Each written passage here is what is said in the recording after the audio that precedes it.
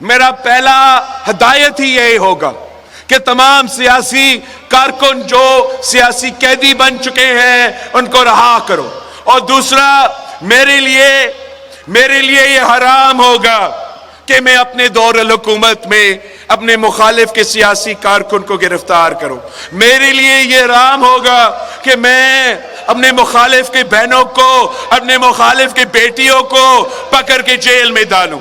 یہ اب وہی پرانی ضیاء الحق والا نون لیگ ہے، یہ وہی پرانی IJI والا نون لیگ ہے، یہ وہی پرانی امیر المومنین بننے کا خواب دیکھنے والے نون لیگ ہے۔